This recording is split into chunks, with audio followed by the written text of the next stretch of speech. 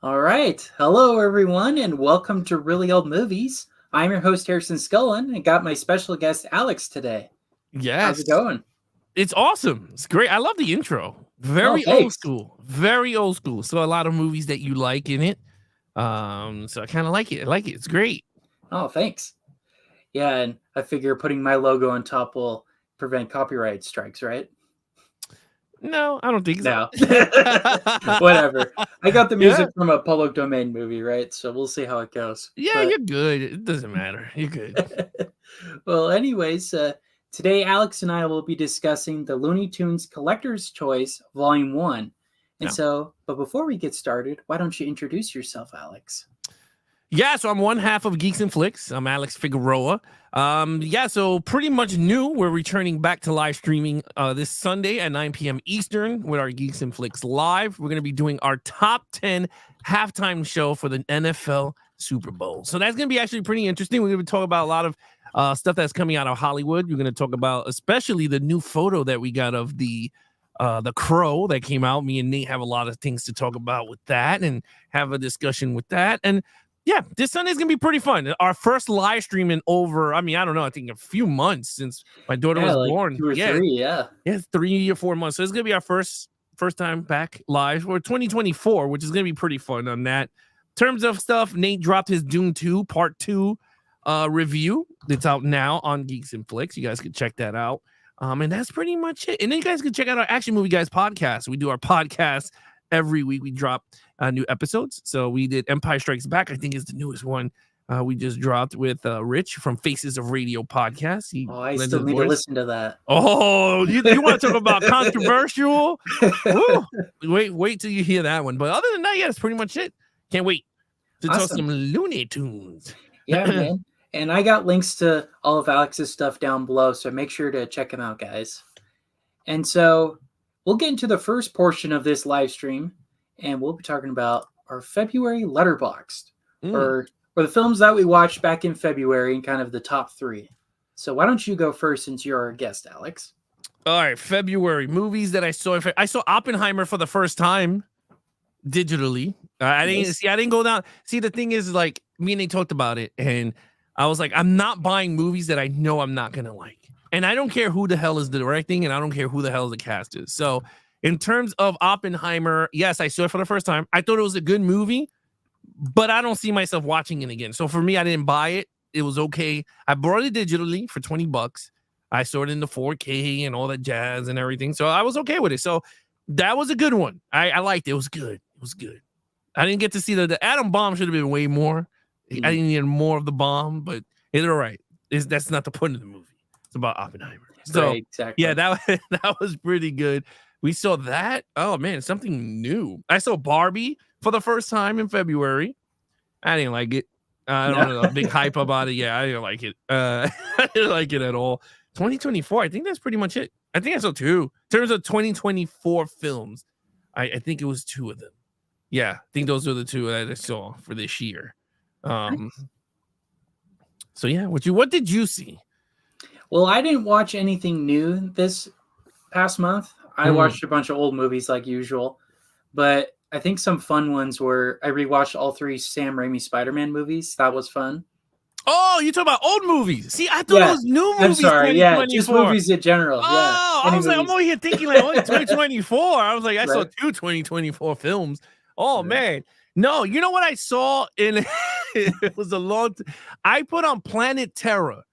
Oh, okay. The Robert Rodriguez. It has been a while since I put that on. I put it on. I forgot where. I think Tubi or something. It was like free or something. And I was like, you know what? I haven't seen this movie in a while.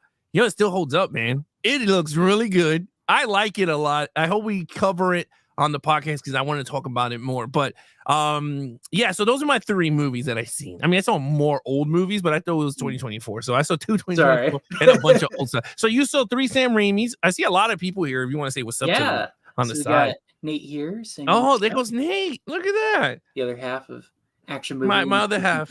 My other brain. Exactly. Then we got Evan. He just saw Napoleon. It was a snooze fest and disappointment. Ooh. He's a historian, right? You guys are historians. So you guys know about the Napoleon and all that? I know a little bit. I'm more into American history, but. Oh, okay.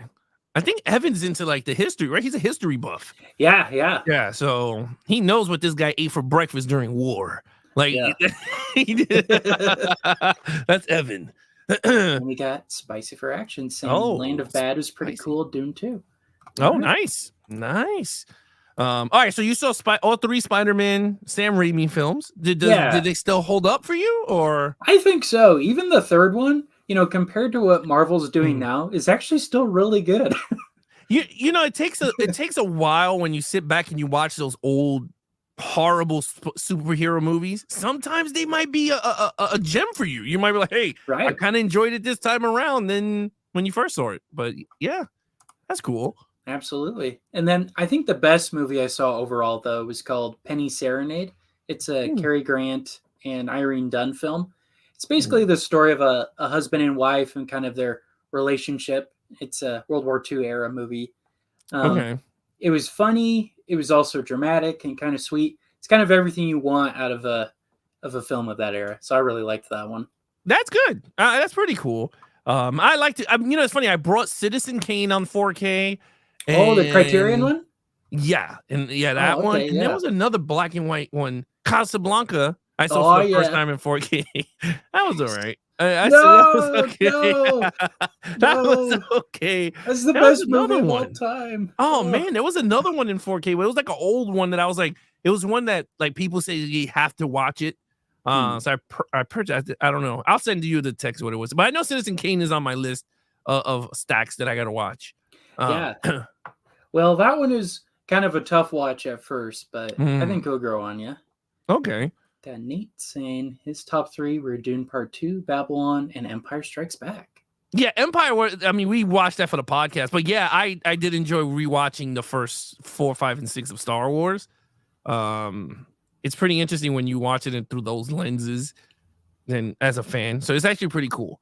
Nice. But yeah, Babylon and Dune 2, yeah.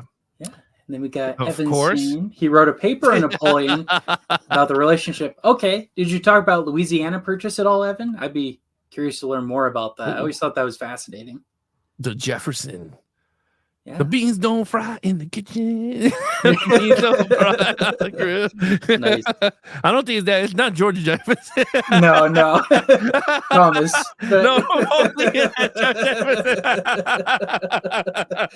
Or I was thinking Jackson 5. Never mind. But the Jackson 5. That would be so funny. Oh man. But yeah, those are good 3 films that you watched though. Yeah. Yeah. How about what was the worst film you saw last month? Oh man, worst film. I could say Barbie for me because I'm not a big Barbie fan. So, like, I only saw Barbie just to see the hype that everybody is on the train on. Like, why isn't like crazy? Like, I didn't like it. I'm not saying it's like the worst ever, but to me, it was like a little disappointing because I was just like, it was what it was. Damn, what's the movie that I was like, man, this was whack. The Jekyll. We did an episode of Action Movie Guys podcast with Bruce Willis month, and I was kind of disappointing with that. I mean, I don't know if Nate is still here on the chat, but we were kind of disappointed with that because we did the Jackal. Last Man Standing was a piece of crap. That's a movie with Bruce Willis. I think Nate could testify with me. That movie was crap. It was like a noir Yojimbo type of movie. Like it was like the same storyline, Yojimbo and a few dollars more. The Clint Eastwood, that storyline. That movie was a piece of crap. Now, if you want to talk about worst movie, that was good. But the action was really good, and it was directed by Walter Hill. I remember that because Nate kept pestering me with that. Walter Hill did it. So Walter Hill did the directing. The action was great, but man, that was not good. Not a good movie. Who's Walter Hill? Never heard of Walter Hill. Walter Hill's the director of 48 Hours, another 48 Hours. Oh, okay. He did That's with Eddie Murphy, right? Yeah, Eddie Murphy and Nick Nolte. Nick Nolte, okay. Nick Nolte. Yeah. He did those. He did Extreme Prejudice, another modern Western film with Nick Nolte also, and something Powers. He was in Tombstone. I can never get that guy's name. I know his last name is Powers. And yeah, so yeah, Walter Hill is the one that did like the directing. But yeah, that Last Man Standing. Oh man, no. Yeah, it's not good. No boy. Right. Got Evan. What was your worst movie? I'll tell mine in a second here. I guess I said my worst first. I'll say my best for now, which is Past Lives. Love that film. It was perfect. Nice. Past All Lives. right. Well, for me, I think the worst film was a movie called History is Made at Night. That's another old 1930s film. And what I hated about that one was at the very beginning of the film, we see like this weird guy kind of creeping around a window, and he looks in and he sees a woman that's about to be stabbed or whatever. So he grabs her, kidnaps her, and they get into a car together. Like, this is within the first 30 seconds. They drive off, and she's like, "What are you doing?" He's like, "I saved you." She's like, "But you're kidnapping me." He's like, "I know." and then I know. The next scene, they're dancing together, and then she's falling in love with him. It's like, wait, what? What just happened? This is all within the first 5 minutes. Yeah, that does sound bad. I mean, from the title alone, you know it's gonna be bad. Yeah. Well, I was tricked because it's one of those that people are like, "Oh, this is a great film. You got to see it." Criterion released it. Nah, man, it was whack. Yeah, I don't fall for that stuff. Yeah. I gotta listen to Alex more then. Yeah, it's called Sucker Free, man. Sucker Free mind. Yep. I guess so. Yeah, it's like when it's like coming out for the first time on 4K, you never saw it. Why spend the $40? Because you know you might spend something that you really don't regret, or maybe you do like it. So it's kind of one of those things. So that's bad. You got a bad experience with that movie. Kind of sucks. Yeah, but I didn't buy it though, so that was the nice part. That's the good thing. I'm starting to like be happy when I find the movies that we got to review and I don't have to rent it and it's free on like Tubi or somewhere. I'm like, yes, love it. Yes, let me watch it now. Yeah. But yeah, that's cool. You should always check your local library too. That's what I've been doing as well. You know, I know we have one like literally down the block from me. I should do that. That is a good one. Yeah. Then we got Nate saying, just catching up. Got a phone call. Bruce Willis was rough. That's what it sounds like. Yeah. Can't wait to listen. Yeah, it was rough. It was rough. Striking Distance was funny too. Nice. All right. Well, let's move on to the next section. Oh, we got a comment here. Oops. There it is. Bruce Willis started off with a banger. You know, I kind of agree with that because I think what was it? Die Hard was pretty much his first mainstream film, and then he just gotten downhill from there. I think, well, not really, because he had Death Becomes Her, right? Like he started to do that, Fifth Element. So he has great movies. It's just he has some stinker action, which me and Nate was talking about. Like every action hero has that in their filmography, right? Arnold Schwarzenegger has great hit movies and misses. Stallone has great movies, then misses. Van Damme has great movies and so you're never gonna have like that track record. You're gonna have tons of action movies that are gonna be amazing. It's always gonna be up and down. It's just that the movies that Nate picked for the damn month has been not freaking good except for like 1 out of the 4. So it's been funny. I mean, you're not gonna pick all the great movies, right? You don't want to take all the good hits and put them into 1 month. You want to spread it out. But right. But the funny thing is like every movie that he put, because he saw the poster, he thought it was good, it kind of sucked. The only one I will say in the defense, and we haven't dropped it yet, is The Tears of the Sun, the Anthony Fuqua movie. He plays a military leader in a military group. It's a great film. But you gotta listen to that because that was a pretty good breakdown too. But yeah, and that one I will say out of that, that's the best one out of the entire set that we saw. Like, yeah. Got Evan saying Striking Distance is a classic. I'm sticking to it. Well, Evan was a special guest for that episode for Striking Distance. Oh, I think I listened to. Is that the one with the boat chase? Yes, the boat chase. Okay, I did listen to that with the car and then explodes from a distance. Like we were like, what? Yeah. Oh my gosh. Yeah, that sounded fun. Yeah, he got shot with the bad guy got shot in his chest, and then he gets up because he has a bulletproof vest, and he goes, "Who's the better cop now?" And he's like taking it off. He's like, "Who's the better cop now?" Oh my gosh, it's so stupid. Yeah, it's so dumb. Well, it sounds like it was fun. Oh, it was fun with the guys talking about it, but when you're sitting down watching it, you gotta watch it. Strike Force. I mean, All striking distance. I might add it to my list. All right. Well, let's move on to the next section here. Let me pull up our slides. So these are the films I watched last month. Balls on fire. Ball of Fire. Or what was it? Balls of Fury. Balls of Fury. Yeah. Yeah. Okay, let's see what you got here. So History is Made at Night. You gave it a 1. Not bad. Yep. Penny. Okay. 1941. You gave it that a 5. Penny. Yeah, Ooh. it was really good. I highly Okay. recommend it. Let's see. Spider-Man. You gave Spider-Man 1 and 2. So you didn't. So out of those two films, which one did you thought was the best one? Because you gave them both a 4, but one of them had to be better than the other. Which one did you think was better than the other? I think just for the nostalgic purposes, number 2, just because I was 6 years old when it came out, I had a birthday party theme to it, got a lot of toys from it. I think that one just has a slight edge over the first one. Okay. All right. That's cool. You know, it's funny because like Spider-Man 2 to a lot of people think it's like one of the best comic book movies because it felt like a comic book when you watching it.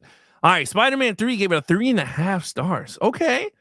Yeah, it really wasn't as bad as I remembered. Like, really, just Venom, and that was really the only thing I did. And Eddie Brock, right? Yeah. That dude has Eddie Brock. Yeah. Okay. That's cool.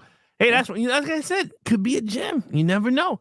All right, so we got 1945 Brief Encounter. Yeah, that was another romance movie. That one's actually one of Evan's favorites. He told me to check that one out. And I thought it was good. I liked it. Not as much as the other ones. But then you gave a 4 to Lady Eve. Yeah. So that one is another Barbara Stanwyck film. I don't know if you've heard of her or not before, but she was very famous back in those days, did a lot of screwball comedies, kind of ridiculous ones.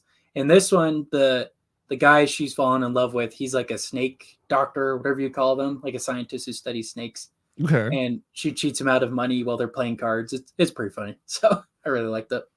I mean, so far, I see out of this list, I mean, it's not bad. You had a good month. I would say so. Like compared to last month, if you guys watched last month, there was a lot of crap movies I saw. Yeah, I mean, it looks like you had a great month. A lot of 4s, 1 5, and then a 3.5, and then 1 star. So that's not bad.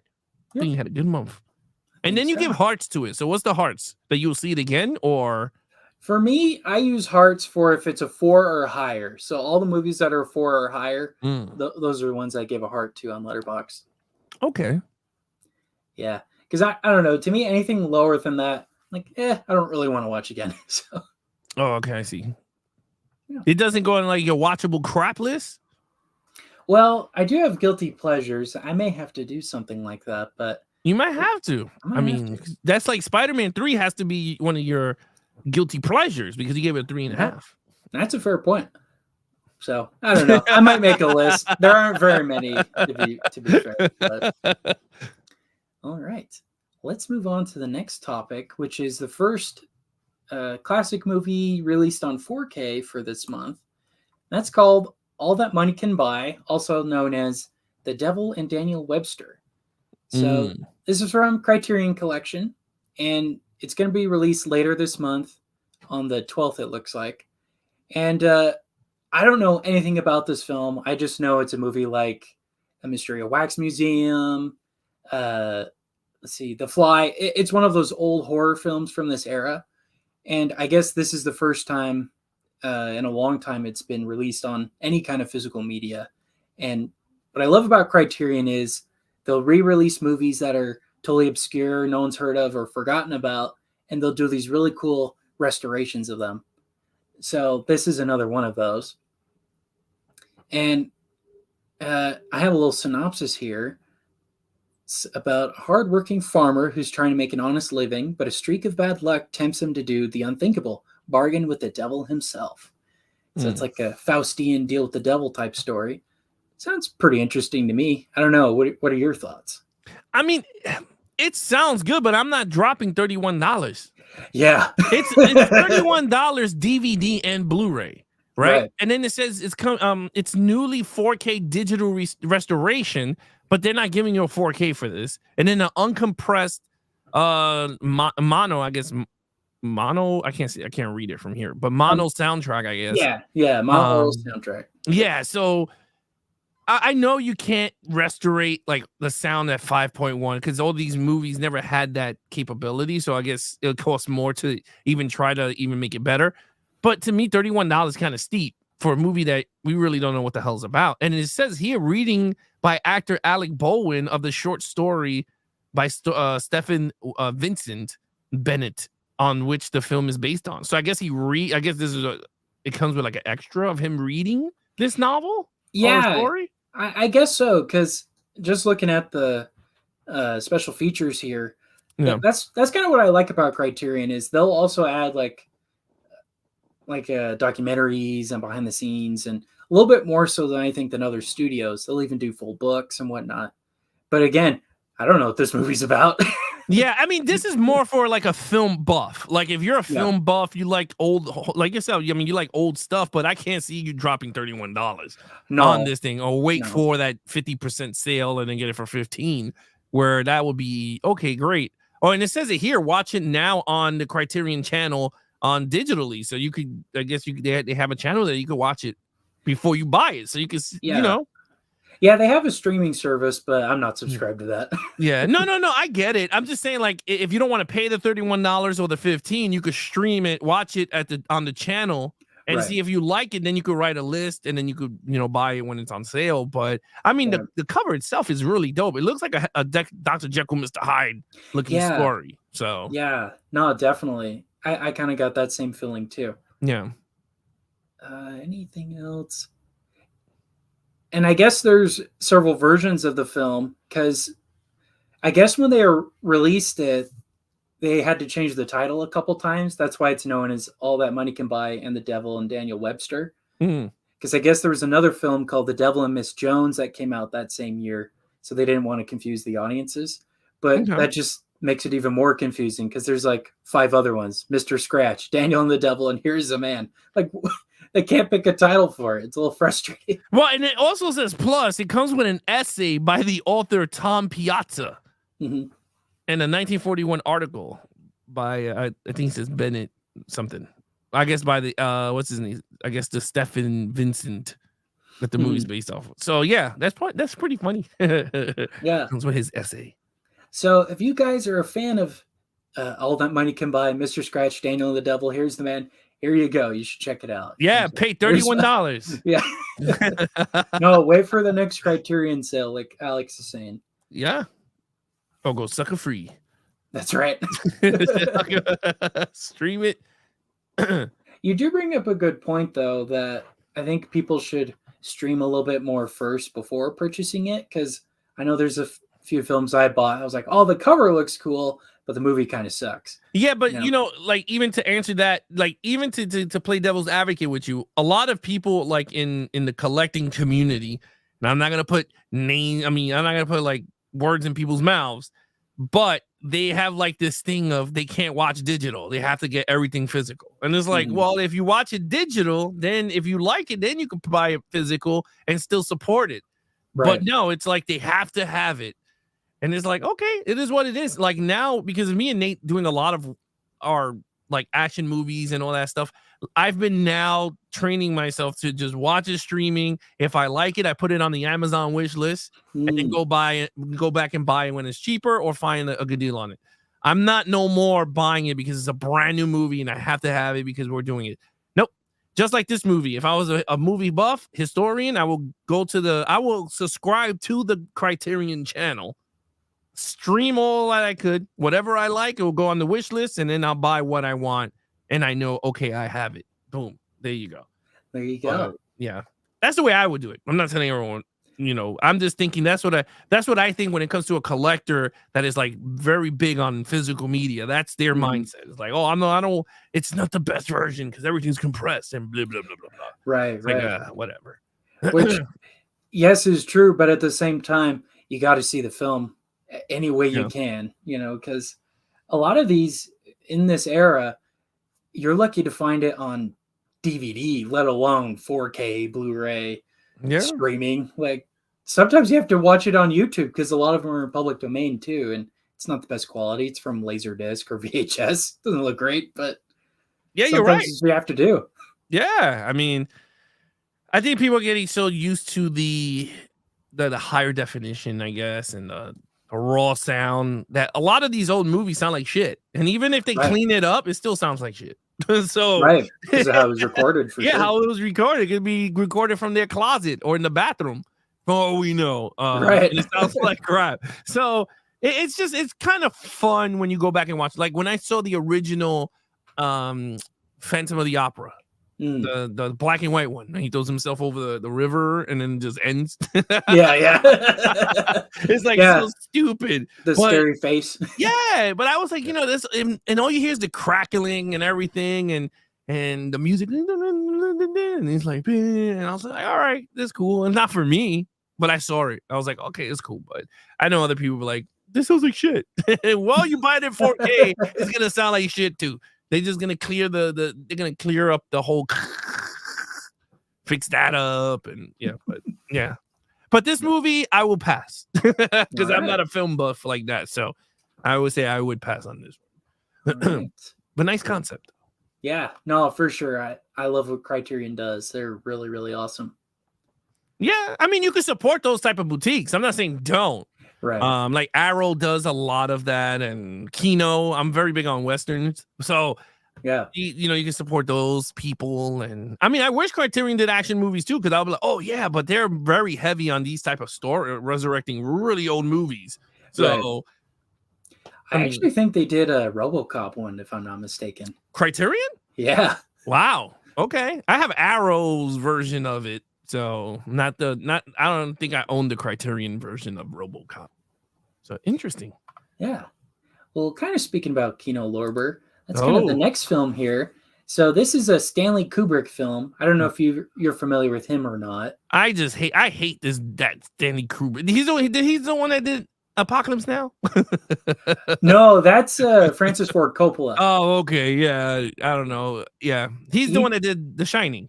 He did The Shining, 2001, Full Metal Jacket. So he does a lot of war movies, I assume, because this is another war. Okay. Yeah, this is another one called Fear and Desire. I personally have not seen it, but I really liked his other World War I film. I think this is a World War I film. It looks like it. Yes, by the helmets. Yeah. Called Passive Glory with Kirk Douglas. That one's a really, really good film that Kino Lorber also released. It looks fantastic. So this one I'm kind of a little bit more inclined to buy just because I love war films and I love kind of this style that Kubrick has for war movies. And with this one, it comes with a 4K version of the film and also as a Blu-ray disc for the special features. And I know we've kind of talked about before how that could be a little frustrating that, the movie's in 4K, but then all the special features have to be on a separate disc. Yeah. And that's just another case here, I guess, right? But what's cool about this is they took the original 35 millimeter camera negative and scanned it and compressed it to 4K disc. So I think that's really cool that they're able to even do that. Yeah. I mean, yeah, they cleaned it up, I guess. I mean, it says new 4K restoration of the uncut premiere version. Yeah. Whatever that means. What does that mean? What's the premiere version of the damn film? Well, let's see. These edits made the film less of a metaphysical experience, more of a conventional war film. For decades, the 62-minute version of the film was all that existed. So this is a 70-minute version. So they added an additional 8 minutes. Yeah. Okay. And that hasn't been seen since 1953. So that's kind of cool. Again, that's great for someone that's like a film buff. Like if you're into Stanley Kubrick, I know I don't watch much of his movies, and I mean I know a lot of people are big into his style of filmmaking.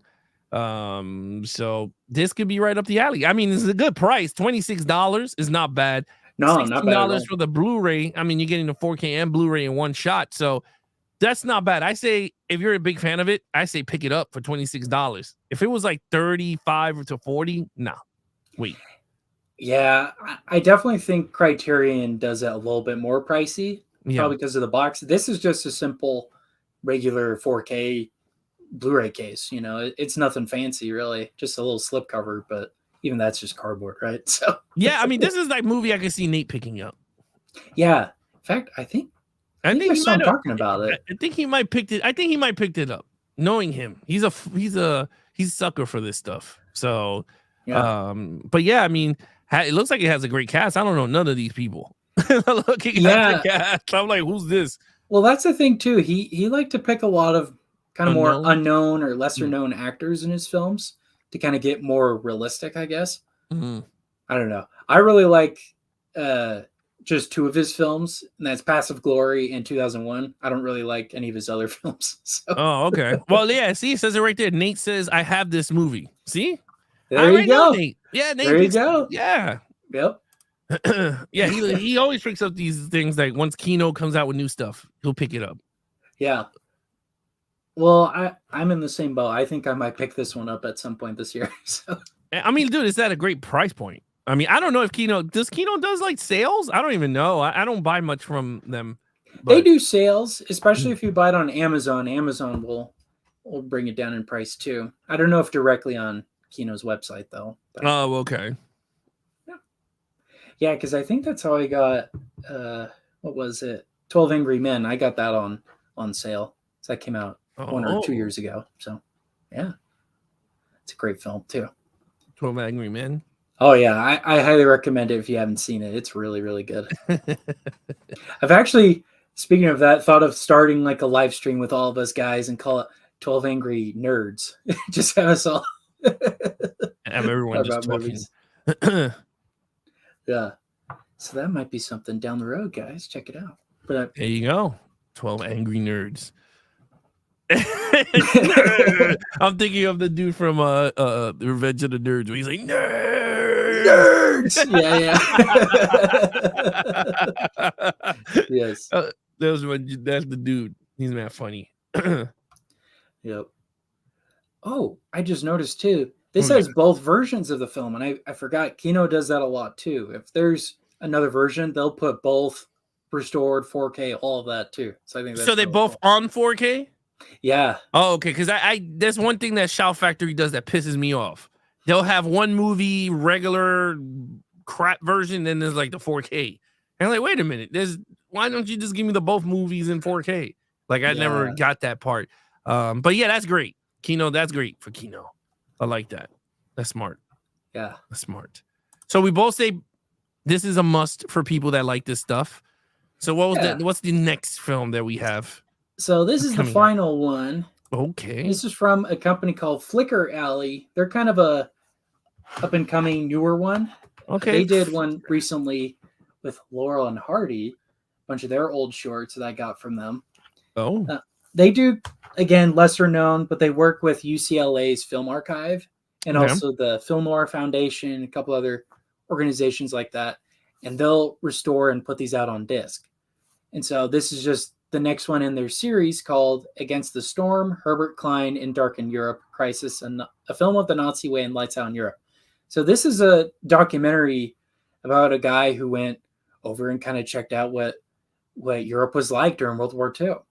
Mm-hmm. So it's kind of a more in-depth, behind-the-scenes look at what the culture was like in the midst of the war. And he did it, let's see, gathered over, 1938. So he did it right before we started the war and kind of in the middle of the war too. It's like a collection of several instances throughout the war. So I think it's something I'd like to check out because that's not something you really hear or see a lot about, actual footage of people right before the war, during the war. It's hard to come by. It's hard to come by, and you get to see how life was at that time before the war. So that's actually pretty cool documentary. Yeah. And then some of the behind the scenes they have some audio commentaries. They have a newsreel kind of talking about the guy going over there and interviewing people and whatnot. Because that was kind of what we used to do back then before television. They'd have like a reel of the news of the week or whatever it was, kind of showing that. So they have the original one for that. And then there's another documentary, a short one, talking about the exiled Polish community in Britain. So talking about, what happened to them and being exiled by the Nazis and whatnot. Some photos and a souvenir booklet, some subtitles. And this one is not in 4K, it's in Blu-ray. But I still think that's a viable thing. I don't think everything has to be in 4K, right? So That's a strong belief of mine. Nate agrees with me on certain films, but I don't believe every movie should be in 4. I mean, why? Right. Certain film, it looks better. For me, it looks better in like 1080p. Like you don't Right. really need a 4K, but like I said, people like I guess the 4K stuff to it. It's definitely a marketing thing Yeah. because a lot of the times it's not even truly completely 4K. It's No. maybe it was scanned in 4K. It doesn't necessarily mean that the quality is going to be in 4K. Yeah, I mean, I brought what is it, Italian Job in 4K, and it looks exactly like the Blu-ray, but a little bit enhanced, and the surround sound is better. Yeah. But other than that, I could have just kept my Blu-ray version of the film because that looked Right. great too. I mean, movies that look great in Blu-ray, like me and Terminator Salvation looks amazing on Blu-ray. Now they come out with it in 4K, and then you already know from the Blu-ray that the 4K will look crazy because there's more detail to it. But other than that, like you really don't need it unless you want to bank on more money. But absolutely. All right, then we got Nate commenting. Some blues don't need a 4K. Yeah, kind of agreeing with what you're saying there, Alex. Yeah. But yeah, so I think this film will be one I'll be picking up just because I like history and learning about that. But is this something you would ever be interested in, Alex?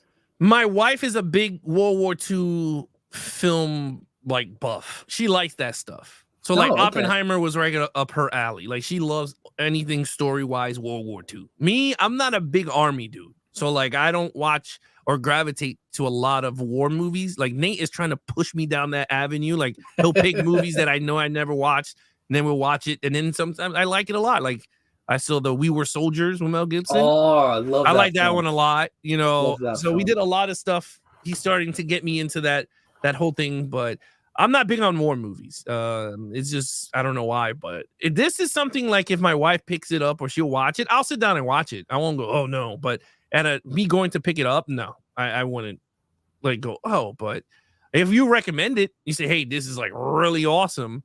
Yeah. And I'll rent it or, whatever way of getting it. I'll figure it out. But yeah. Yeah. Well, that's the thing too about Flickr Alley is they're so new and relatively new. You can only buy it from their website. You can't even find it on Amazon or anywhere else. Okay. So I don't even think you can rent this. Like, I think it's just the disc and you're on your own. Yeah, pretty much. It's up to you, man. You know what's crazy? This guy that's holding the camera looks like Eddie Van Halen. Totally. Right? He's Eddie Van Halen's dad. If he had the longer hair. Yeah, the long hair and the Frankenstein guitar. Oh, totally. He does. That is so funny. Oh, man. Nate says, what he says? Oh, people buy them anyway because they're a slave to the format. Now, I agree with that. I've only recently started getting into 4K. I have a player and whatnot, but you just can't beat those prices with Blu-ray and DVD, man. It's so hard to. It's a very expensive hobby. Now it's an expensive hobby. Back then it wasn't as expensive hobby. Now is because everybody's collecting and everything. I think the market and the companies are like, wait a minute. Like we can make more money if we add certain things and do more packages. How many times do you see the same movie coming out every month in a different package? It's all the time. Yeah, and then you see the same. You see the same buffoons buying it, and they're like, "Look, man, look what I picked up." It's like, wait a minute, you just brought it like last month. You brought the other version. So that's what it is, and that's why I say sucker free is because I'm like, I'll tell you the truth, like. I literally held myself from buying Expendables 1 through 4 steelbook. Like I don't own none of the steelbooks. I have the original 4K 1 through 3. I didn't buy 4. The minute we went to Walmart, they had a steelbook of all 4 of them. And I put it up on my me and Nate's Patreon group chat. And I'm like, yeah, I'm tempted to buy it. And Nate was like, don't do it because I know you're gonna hate Expendables 4 and it's garbage. And then the other guys are like, but you already have it. Why do it? And I said, you know what? You guys are right. I didn't even look at it. Now, if you slap Ghostbusters on anything, I was gonna say, how many that's it. Ghostbusters do you have? The only thing now I'm missing is I got that retro Ghostbusters looking cover. I don't know if you've seen it. It's on DVD. It's like it's Ghostbusters 1, 2, and Afterlife, but it's in like a retro 70s looking cover. I have that one. Now they just came out with a glow in the dark one from Walmart. We went to Walmart to look for it. I didn't have nothing. But then again, where I live, they don't have nothing. So I have to see if I can get it through Walmart online. That's how I pretty much get it. But yeah, like that I would, because that's my favorite franchise. Kind of different. But normally I would buy like the movies that I enjoy watching, whatever, like multiple like I'll get like Steel, but I stopped it. Like ever since we started to do our live streaming and doing our stuff, I don't do that anymore. I haven't even brought a movie in a while. The only thing I got was like my numbered Man of Steel 4K, because I have to get the collection of my DC. Gotta get them all. Yeah, gotta get all my DC numbered. But other than that, like I don't go out much anymore and buy and stuff. But yeah, same packaging don't fall for me no more. Nope. All right. Well, let's move on to the topic of the show today, which is the Looney Tunes Collectors Choice. I have 1 and 2. You have 1 and 2? Okay. I haven't got 3 yet. Well, that's because nobody does. It hasn't come out. Okay. That'll be coming out on March 12th. Okay. So in a couple weeks here. I'll get it. Yeah. I'll kind of share kind of a little behind the scenes about the collection and kind of why they started doing it. So I don't know if you're familiar or not with the Warner Archive collection. Yeah. I got the House of Wax. Oh, that's right. Yes. From it. Yeah. That's right. So kind of like Criterion and all these other ones I've mentioned, they kind of take the more obscure back catalog films that Warner Brothers owns and they kind of release them. And so the thing about these shorts is most of them haven't been released since Laserdisc or at all, have never been released on home media. And so that's kind of what's special about these versus the past ones that release the same 10 over and over. You know, you're mentioning how they release the same stuff over and over, right? It's like this with animated shorts too. They put the same 10 or 20, just put them in different packaging and people fall for it all the time. But that's what's unique about these ones is all of them, if not most of them, have never been on physical media or at least Blu-ray. So that's what's really kind of cool and special about them. And what I love about Warner Archive, one of the other ones I have, so this is Porky Pig 101. This is the first 101 cartoons that he did in theatrical order. So that's another cool thing they do too, is they try to put it in a collector kind of collection. You know, they have the collectors in mind when they're putting these together. And so because that was so successful, they started doing these. So this is the Looney Tunes one, right? And they knew these are ones that collectors wanted because they've never been released. So that's kind of the history of it. Now, question, because you know this more than I do. Has this been making money for them? Yes. So the first one, the blue one there, just came out early last year, and it sold so well, they just decided to release the other two. Like the second one that October, and then the third one this March. So within less than a year, they're releasing all 3 of them. Now, how many volumes are there to the Looney Tunes Collector's Choice? I think they're planning on 5. It sounds like 5? That's the rumblings anyway. Right? Okay. Yeah. I will say this, from watching this today, they are super clear. They are so I was very shocked because I used to watch this as a kid. Which we'll talk about a little bit. But it was super clear. It looked like it just came out. The sound is amazing on this disc. Again, it's a Blu-ray, so I'm so happy with it. Again, I'm very shocked because with a 4K, you could just put all 5 volumes in it. To be honest with you, absolutely, on a 4K. Yeah. But I guess they don't want to do that because it's more expensive with the disc, and then you got to do all the the marketing. This actually works well because again, Blu-ray is cheaper, I assume, and you could add so many, and you could do some more other stuff to it. So yeah, I kind of like it. I mean, it was cool. It was $17 when I purchased the first 2. I think I picked it up. It was $17, which is not that bad. That's not bad because when they first started releasing them, they're $25 each. So. Now, what I will say is though, marketing wise, Warner Brothers, you got to stop being cheap, brother. If I'm gonna pay $17, give me some artwork inside. Yeah. This is kind of lame ass. Give me at least a group of all of them together there. Other than that, I love the photos in the back. I love the design in the information box. Yeah. But at least give me the photos of all of them with all the episodes here. At least make it look nice. Right? No, that would be cool. Artwork. Yeah, give me some artwork. It's all kind of crammed on the back here. Like all the episodes are right here. It's hard to read. They do it with the TV show box sets. When you open up the TV show box sets, you get the listing right here. So like, why couldn't they do this to this? You know what? Hire me, Warner Brothers. I won't do it for free, but I could hook you guys up with some ideas. Well, I actually have some connections, so maybe no. Yeah, there we go. Well, another cool thing too about Warner Archive is they haven't even bothered with 4K because most of their audience either does DVD or Blu-ray and that's it. And they don't bother with 4K. They've never done a 4K. Yeah, so well, you see, the thing is in terms of that's the thing. Like, and everyone's like, oh, you got 4K. Not many people are up to the 4Ks. They don't want to go up to the 4Ks because Blu-ray is good enough. I mean, you're watching a movie, it is good enough. Unless you are a film buff and you love explosions and you love your action movies, then you go 4K, you pick the best ones, and then whatever. But I think Blu-ray, DVD, it's cheaper, 720p or whatever it is, and I don't know. Like that, something like that. You know, old people don't give a shit about the 4K.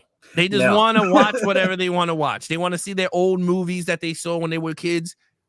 It is what it is. Like my dad, when he was alive, he could give two craps when I put Clint Eastwood on 4K. He did not care. He was like, at the time the movie came out, there was none of this stuff. And I was just like, all right, Dad. I was like, then I'll give you my day DVD set since you don't care for it. Here you go. Yeah, here you go. Have fun with it. But yeah, Blu-ray is awesome. Like I said, the cartoons, and oh, by the way, this month, talking about cartoons, for the first time ever, Extreme Ghostbusters is coming out on DVD. Oh, that's right. I am so all up in it. You don't understand. I seen it when I see it from the entirety, and I always wanted to rewatch it again. And then you can't find it to stream it anywhere. And there's nowhere that's no one else is selling it unless you go to like a Comic-Con and there's those bootleggers that has like the old cartoons and the, you know what I'm talking about, on the table that they have like the old school cartoons that is like all ripped from somewhere.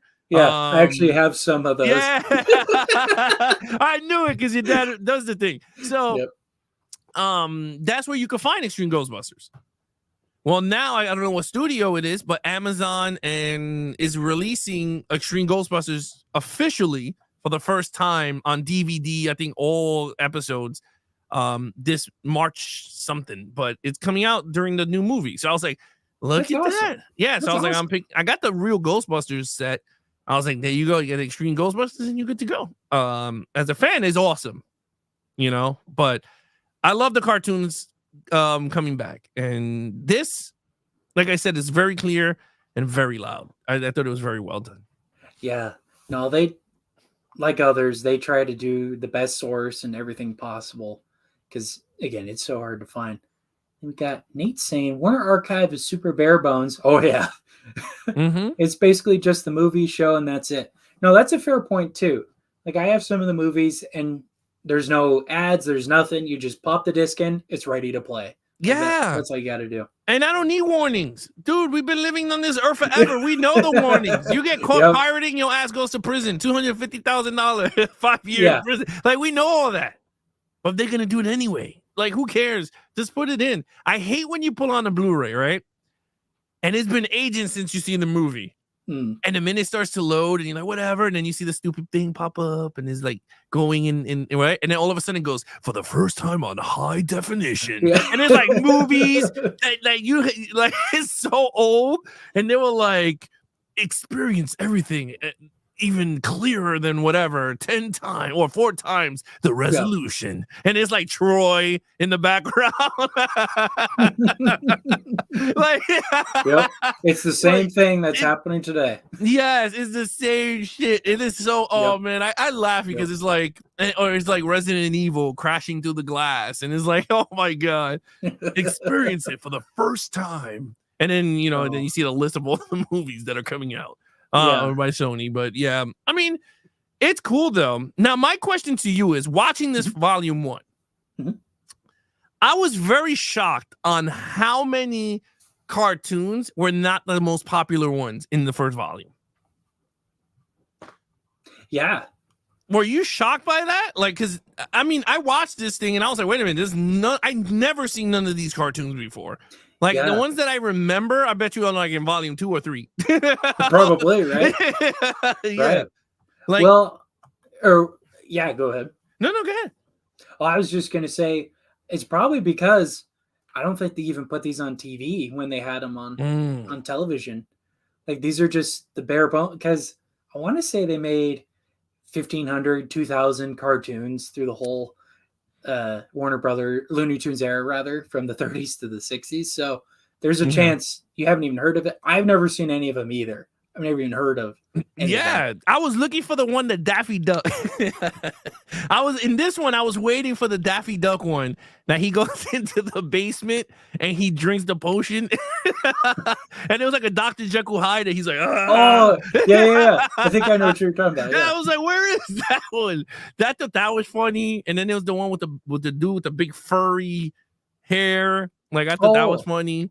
Yeah. The one of Figaro when Bugs Bunny's telling him to do the scream louder. Yeah. Yep. I was like, where is the good joints? And it wasn't even here. Or the one with the he there in the desert island, and there's the skinny guy and the fat guy, and they're like food, and it's with Bugs Bunny. You ever seen that one? I think so. Yeah. That was so funny. Or you ever see the one where Daffy Duck, he like turns into all kinds of random things because there's like an animator erasing him. Yes. Over him. Yes. Yeah. That was one of my favorites too. That's what I'm saying. Like this one had nothing like that. This was like you had the coyote running the roadrunner. I mean, chasing the roadrunner, which I was like, okay, but I don't even remember these. You had Farquhar Longhorn episodes. Yeah. I don't remember this one. I remember the other ones. And then you had Elmer Fudd, and well, the one that he was like, I've been working on the railroad. Oh, that's I guess that's the famous one. I guess in this one because I remember that one a little bit. But yeah, there's not much. All of these were kind of like first time watches. Yeah. Oh, absolutely. Well, since we're already talking about it, I'll go ahead and bring up the slide here. So these are all the shorts that are on the disc here, and like Alex is saying, these are, I would say, unknown at this point. Like these are not ones that you've heard of. I think that's kind of the point, though, right? Is to show these obscure, random ones no one's even heard of. Yeah, well, I guess, but sometimes with volume 1, they sprinkle the ones that you love. You know what I mean? Right. Like, I mean, so you could buy them, but like I said, I enjoyed watching my daughter Kara. The minute it started to go, she started dancing. And I was like, okay, that's cool. And we watched the Beanstalk one. Like, she stood with me for like 6 of them. And she enjoyed it. She laughed, and we were laughing. I was laughing at some of them. I thought it was funny. But yeah. I thought it was... Yeah. No, what did Nate say? Oh, let's pull up what Nate says. Here's a question for you, gentlemen. Who is the better Bugs Bunny villain, Elmer Fudd or Yosemite Sam?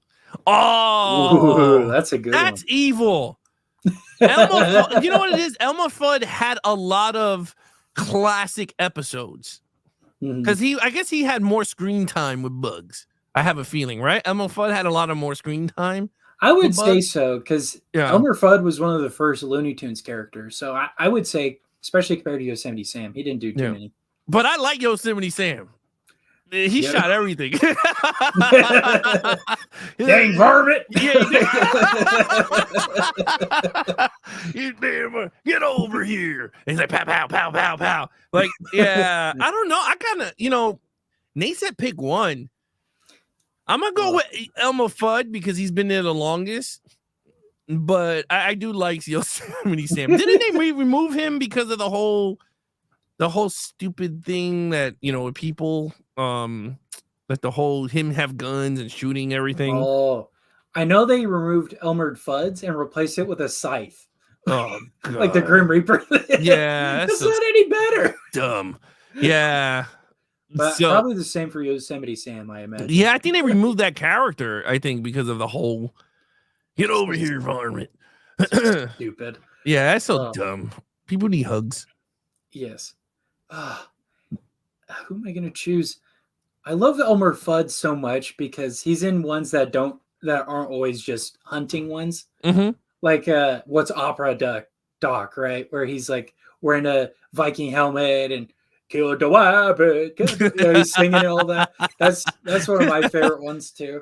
Oh, the one that he cries because he can't get him? Yeah, well, he thinks he kills him at the end. Yeah. He's just like, what'd you expect in an opera? A happy ending? That's one of my favorite ones. I'm going to have to go with Elmer Fudd. Even though I think personality-wise, I relate more to Yosemite Sam. But Elmer Fudd is a classic to me. Yeah, no, I agree. I agree with that one. Yeah. Barber Seville. That's another one where he's like in a chair and Bugs Bunny's cutting his hair and putting seed and all that. And then he's like, yeah, he's with his feet. Yeah, he's going.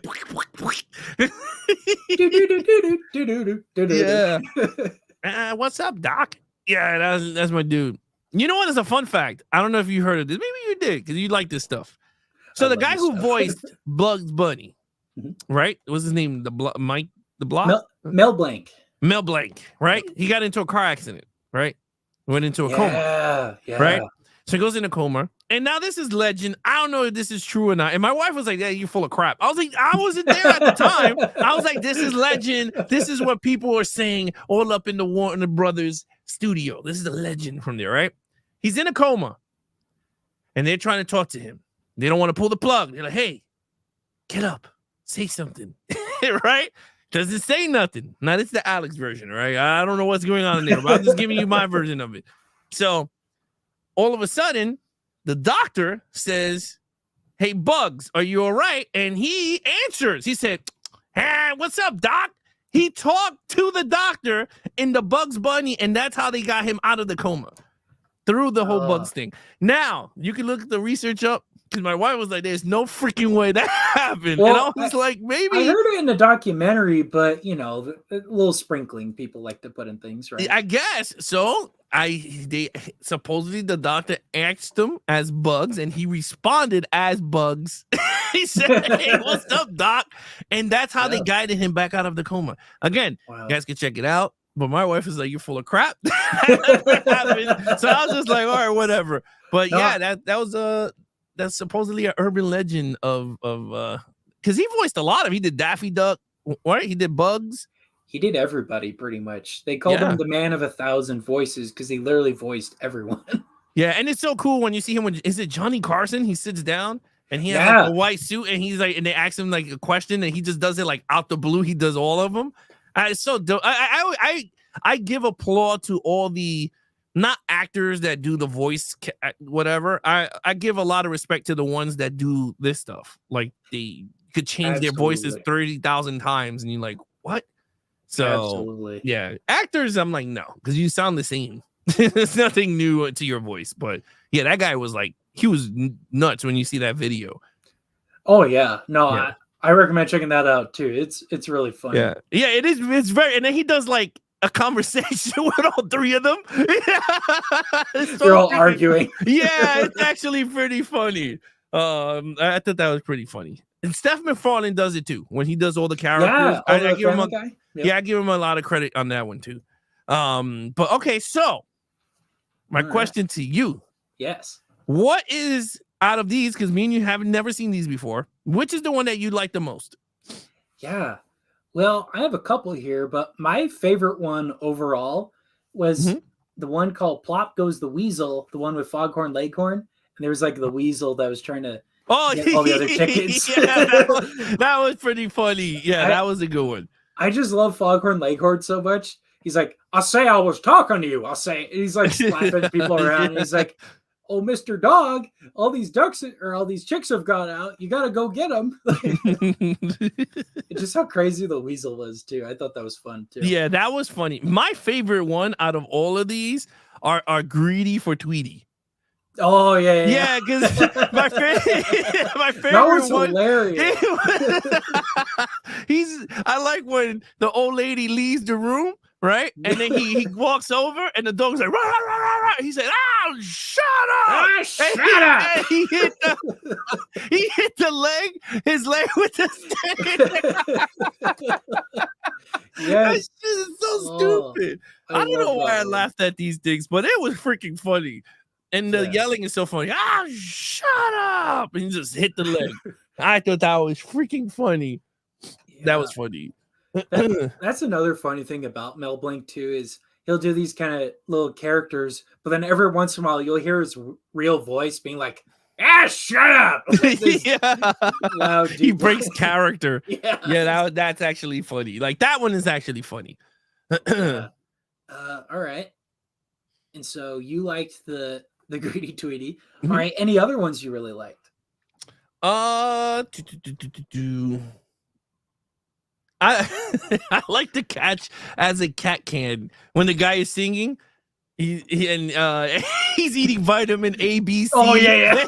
something to Z, and I thought that was funny. And they're trying to catch, he's trying to catch him, and then that's the whole point of the show. But he's singing, he's like Frank Sinatra, like he's singing, like he has a beautiful voice. To be really honest with you, and the other one's Bing Crosby too. Is he the one that? Well, not really, but a voice actor. The one that's the parrot. He's like, "Say, man, why don't you eat that bird there, say?" Like, yeah, he's like, "Come here, I got something for you." I thought that one was actually pretty cool and clever. I enjoyed that one a lot because I did like the singing. It was like very old school swing. So that was actually it was funny because everything he tried to do just backfired. He put the pebbles in the seeds, and then he did the magnet, and he took everything in the kitchen. And I thought that was funny. So yeah, I will go with catch as a cat's can. That's a funny one. Yeah. You know, when I saw that one, I was like, I wonder if this is really how Bing Crosby and Frank Sinatra were fighting against each other. Oh, right? maybe. Right? Because Frank Sinatra was younger and kind of the up and coming, right? So, yeah. The only critique I had on that one, I wish Sylvester had his signature lisp. He didn't really have his suffering succotash. He didn't have that. Do you know? Does he get it volume 3? Right? Well, some of the ones on this did, like the Stooge for a Mouse. That was one of my other favorite ones too, where there's like a little mouse who keeps making Sylvester hit the dog or do something like that. And like he has a magnet, drags him across the floor. Oh yeah, he's hitting walls. It's like bang, bang. Yeah, that was actually a funny one. Yeah, that was a good one. I really like that one too. And of course the Roadrunner and Wile E. Coyote. Those are always my favorite too. Yeah, those two are good. Yeah, they always great together. Daffy Doodles is mad funny when he's painting mustaches on everybody. Yeah. He's like, "This is gonna be my Mona Lisa," and it's like the big poster. Yeah, that's so funny. He paints it, and then I'm gonna go whack. He hits him. I thought that was hilarious. Yeah, that's a good one too. Daffy Doodles. Yeah, I like that one too. Let's see. This one isn't on my 5, but I like the one called His Bitter Half, where he marries a big duck woman. Oh, she abuses him? Yeah. He's like, "I'm not doing that." She punches him. She's like, "I'm gonna pluck all your hair out." And then he's like, "I'm out of here." And you see all his hair all out. Like, that was pretty abusive at the time. Yeah, or did you end up seeing the ones with the bear, the 3 bears at all? I didn't get to see the 3 bears. I didn't get to that one. Yeah. Okay. Those ones are really dark. Yes. Yeah. I do remember the bears being dark. Them being dark. Yeah, like the dad, he just keeps punching the baby bear in the face. He's like, "Shut up!" My other favorite one from here is the fractured leghorn with the worm. Oh, yeah. And my favorite part of the whole thing is when they put the worm on top of the tree branch and they try to split it and it goes to one side and you say, "You see?" And then the dude hits him. He goes, "Oh, shut up!" He hits us because he kept talking the whole time. I thought that was freaking hilarious. I thought that was funny. But Pop Goes the Weasel is the best one out of those two. I think so. Yeah. All right. Were there any shorts you did not like on this collection? I wasn't too crazy with the little orphan Airedale with the dog okay. and Porky Pig. I wasn't too crazy with that one. to be honest with you. That one wasn't. I wasn't too crazy with that one. The Tales of the Two Mouse. I wasn't too nuts with that one either. Oh, I did not like that one. I was not. I was like, this shit is boring. I was like, there's a 20-minute boring snooze fest. And the Foxy Duckling, not for me. Oh, the one that comes right after that one. I was like, oh yeah, no bueno. I didn't like that one either. That one kind of reminded me of like an early Wile E. Coyote cartoon. Like that's probably the predecessor to that. But no, I didn't like that one either. And the one with the two mice, I hated that one of them kept shouting the other one's name at a really loud, high-pitched voice. Okay. What was his name? I have it here. Well, they were pretending to be Abbott and Costello. Oh, Babbitt. He's like, Babbitt! He kept saying that over and over again. It's like, shut up. Oh, I hated that. Babbitt! Yeah. Which is unfortunate because I love Mel Blanc, but sometimes there are characters like that. I'm like, this is too much. Yeah, it doesn't work. So it's like, Yeah. And I think this was a one and done. I don't think they ever did these characters again. Yeah, that was not good. Kind of feels like it. Yeah, it does feel like it. Like those were boring. Yeah. Oh. Well, there's one I don't think you ended up seeing with two goofy gophers. That one's actually pretty funny because there's a duck in it, or not a duck, a dog who looks exactly like Pluto. And then the gophers kind of remind me of Chip and Dale. So I think it's a ripoff cartoon making fun of Disney's Pluto cartoons. Because he's like super exaggerative, has this theatrical voice. And then the gophers are like, after you. No, after you. No, after you. Like to jump in the hole to get away from the dog. Oh, yeah. It sounds like it's spoofing it. Yeah, that one was fun, but I called it the bargain bin Pluto versus the gophers. Definitely not ripoffs of Chip and Dale. Oh, jeez. It's kind of what it felt like, but yeah. So overall, would you continue purchasing this? I know you have the second one, but would you continue with this collection? Yes. Until I get to the ones that I really like. Until I get I really want to get to the ones that I really enjoyed as a kid. But I do like what they did here. Like they sprinkled a lot of first time watches for a lot of people. Gave you a few that are, if you remember here, but I guess the most famous ones are, I guess, sprinkled to 2 and 3. I have 2, so I'm gonna check it out and see what they have in it. But I do recommend this for anyone that's into Looney Tunes. If you're not into Looney Tunes, you don't need to buy it. I'm not gonna say yes, but go out and get it.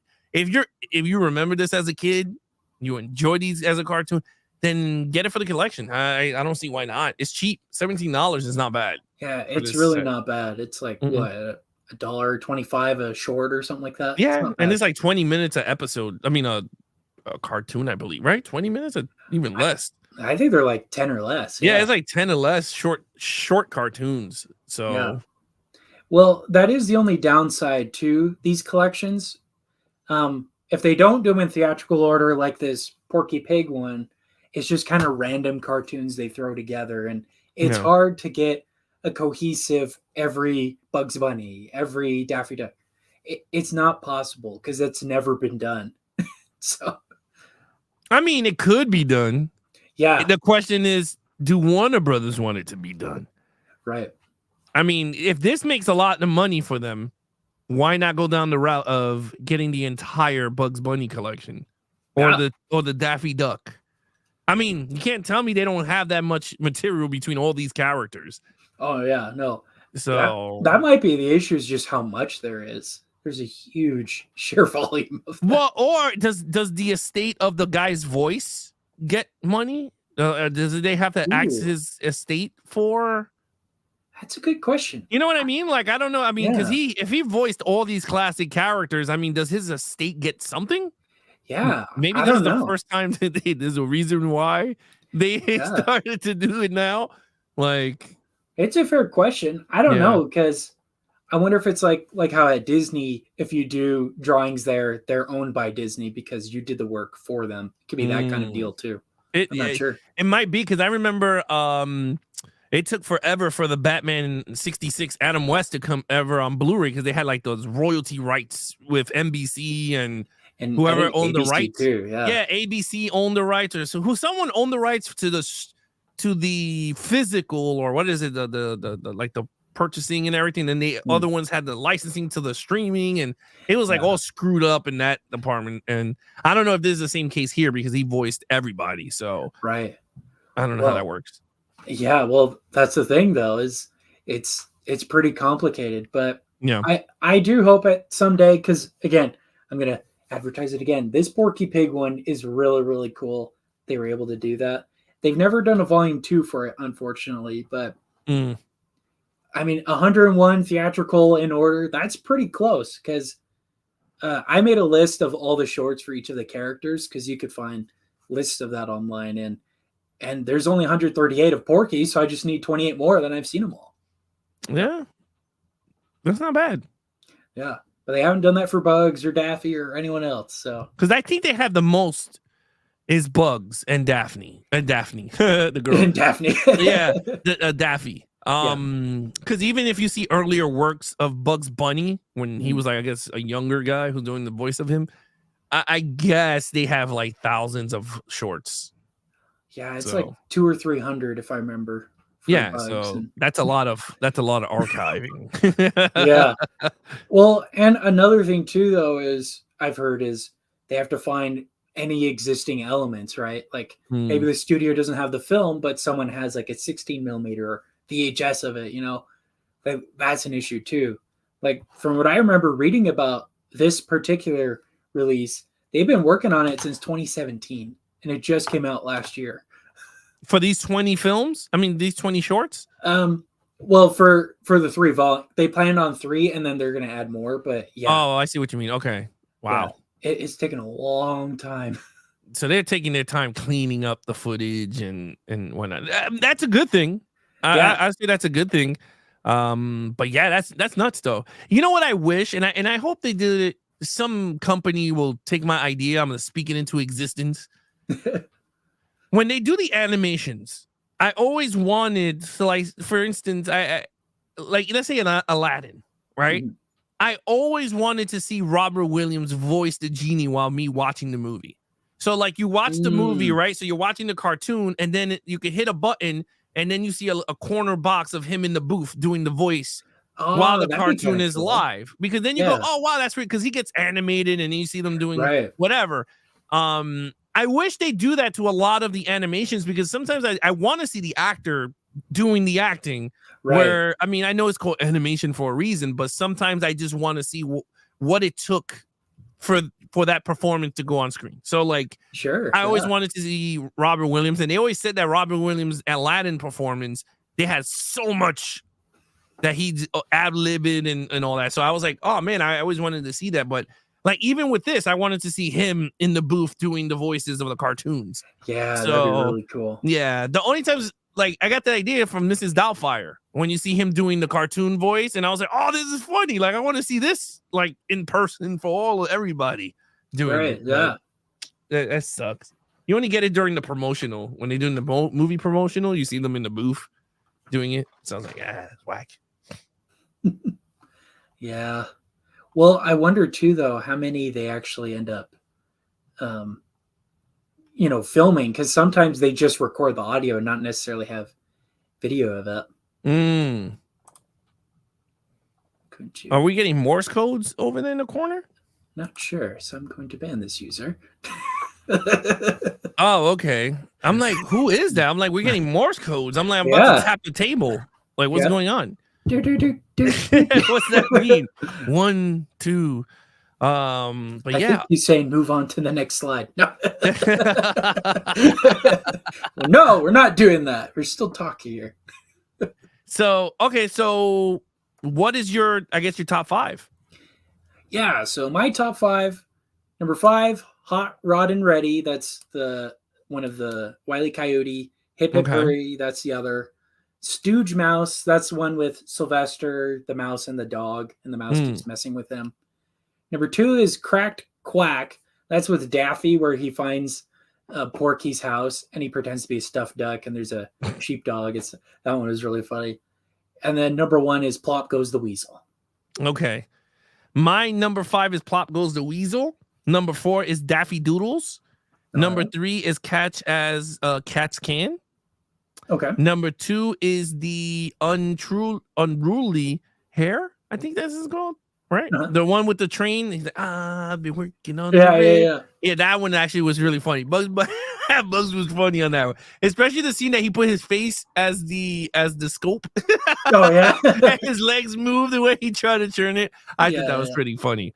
And my number 1 is Greedy for Tweety. I thought that was freaking funny. I don't know why. That's so dumb. That one was hilarious. That one just barely missed my top 5. Yeah. All right. Well, let's move on to the next slide here. So this is kind of the end overall. So you mentioned you're going to pick up the other releases, hopefully. And then before we go, why don't you kind of talk a little bit about your channel again and kind of plug it to everyone?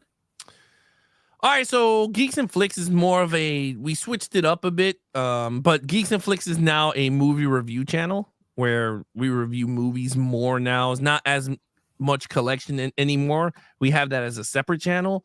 I'm not going to promote that yet until that is fully running because it makes no sense to have people go there with one video. But in terms of Geeks and Flicks, it's mostly movie reviews. So Nate does all the movie reviews there right now. I haven't done them because I just had a baby. So in terms of that, Nate does a lot of new video releases on Fridays. So Dune Part 2 just came out today. Today's Friday, right? Yeah, it came out today. I listened to it. It was awesome. Yeah, that was his movie that came out today. Wednesdays is Nate's like ranking videos. So he puts up a poll on Instagram. So check it out at Netflix reviews on Netflix. He'll on Netflix at Instagram. And he'll put up a poll asking, what do you want him to do? And then he'll do his listing. So this week he did the overrated, underrated. And then next week is going to be overrated movies that he thinks. So he's going to be top 5 overrated movies for him. He did underrated this week, I believe. Then Sunday, we're doing our first live stream in over a few months. We're going to start off with 2024. We had the itch to start it up again. So we are Sundays. We changed the dates. It's no more Monday nights at 9. It's now a Sunday night at 9 p.m. Eastern. And we're going to be doing the top 10 NFL Super Bowl halftime shows from the last decade. So from 2014 all the way to 2024, we're going to give our thoughts on that. And then we're going to talk about a lot of some stuff from Hollywood news that are breaking out for the week leading up to Sunday. I'm going to grab some stuff, the articles, and then we can sit down and talk about it. Upcoming 4Ks, Blu-rays, sit down, discuss that. And then that's pretty much it. And then tell everybody the future of the live stream going on forward from Sunday on to the end of the year, what our goals are for the live stream. So other than that, that's pretty much it. You guys could call in. It's going to be more of a radio style base where you call in and you talk to us. So you could chat on the side, or you have a chance when we open the phone lines, you could call in and discuss whatever you want to discuss. You could talk about the topics we're talking about, or talk about whatever the hell you want to talk about. And then we answer it. So that's going to actually be pretty fun. So again, that's Geeks and Flicks on YouTube. You guys can subscribe and check it out. But yeah, that's pretty much it. Well, awesome. And like I mentioned earlier, I got links to all of that down below. So make sure to subscribe to them, guys. They got great content over there and really fun guys. So make sure to check them out. And me and you're doing our King Kong reviews. That's right. There. Yes. Yeah. And we'll talk a little off the air about that. But what's going to be cool about that is some of them will be on the Action Movie Guys podcast. Some of them will be on Alex's channel. And some of them might even be on this channel, Really Old Movies. So, yeah. So stay tuned for those. Those will start in the next probably month or two, kind of depending on scheduling. But I'm looking forward to those because I haven't seen very many of them. I've only seen a couple of those. So I ain't seen none except the new modern ones. But other than that, I haven't seen none of the cons. So I can't wait to talk about it. Yes. It's going to be a blast. All right. Well, and then you can find me here on YouTube at Really Old Movies. You can also find me on Instagram, Letterboxd, pretty much anywhere, Twitter or X, whatever it's called now. Find me there at Really Old Movies. And I have new podcast episodes that release Saturdays at 8 p.m. Pacific Standard Time on Apple Podcasts, Spotify, Amazon Music, pretty much anywhere you could get your podcasts. And you could get behind the scenes stuff on Instagram and Facebook and whatnot. And then I'm going to announce the next disc that I'm going to be reviewing in April. That will be on April 5th. So I try to do live streams once a month on the first Friday. So the next one is the Tex Avery Screwball Comedies collection. Well, yeah, Red Hot Riding Hood. So I've done it before on my old channel, but I'm going to do it for this one. Similar fashion, talking about all the shorts. And I'm looking forward to that one because I really enjoyed it last time. So I'm curious to see how I feel about it 4 years later. So, all right. Yeah. There you have it. So, love it. With that, this has been Really Old Movies. I'm your host, Harrison Scullin. This has been my guest, Alex. Take care, everyone. Later.